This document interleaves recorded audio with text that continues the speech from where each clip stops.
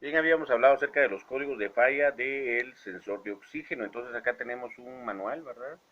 Que nos indica qué pruebas, qué tipo de ensayos o de pruebas hay que realizarle a las terminales del sensor de oxígeno. Normalmente los manuales siempre recomiendan medirle resistencia, ¿verdad? Como ustedes lo pueden ver acá, vamos a medirle ohmios, vamos a medirle la resistencia. Entonces solicitan que se tiene que desconectar el sensor. Si ustedes ven ahí, lo que queda ahí es la conexión, ¿verdad? O la terminal que iba conectada y que iba a la EQ. Entonces, una parte de esa conexión se queda acá y la otra es la que va al sensor de oxígeno. Ahí es donde tenemos que medir la resistencia. Entonces, tenemos que buscar las terminales más B y HT por medio de los cables. Si ustedes se dan cuenta, esta terminal es de 4 cables, o sea que este sensor de oxígeno utiliza 4 cables, 4 alambres, ¿verdad? Entonces, cuando estamos haciendo, cuando estamos localizando la terminal más B y HT, estamos trabajando con lo que es el calentador del sensor de oxígeno. Recordemos que en la teoría, por eso es importante un poquito de teoría, que el calentador del sensor de oxígeno apareció como para cubrir aquella necesidad que había de que el sensor de oxígeno funcionara inmediatamente. Recordemos que antes existían sensores de oxígeno sin calentador, lo que provocaba que el sensor de oxígeno trabajara media hora, 20 minutos después, ¿verdad?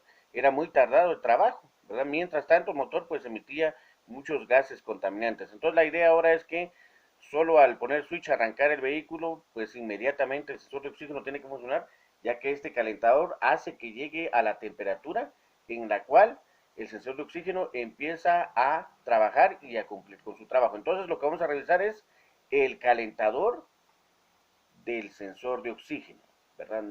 Entonces, nos dice el manual que lo primero que vamos a hacer es verificar, va a desconectar la conexión que va a la computadora y medir solamente esta terminal. Vamos a identificar cuál es la terminal más B y HT y vamos a medirle su resistencia. Y dice que la resistencia debe estar de entre 11 a 16 ohmios a una temperatura de 20 grados Celsius, ¿verdad? Entonces, claramente nos está diciendo acá de que lo que hay que hacer es chequear la resistencia, ¿verdad? Del subsensor de oxígeno.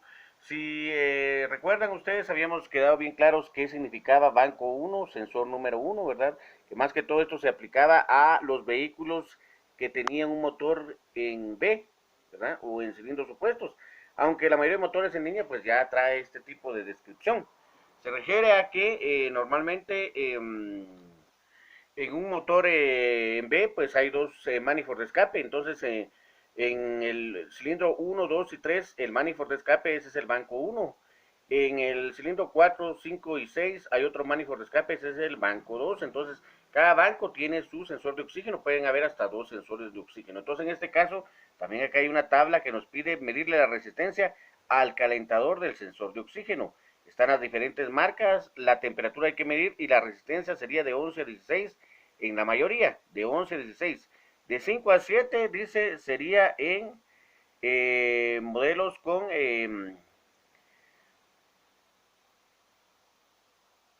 otro tipo de modelo. La mayoría está entre 11 a 16 ohmios, ¿verdad? Y aquí pues hace diferencia entre una transmisión mecánica y una transmisión automática, ¿verdad?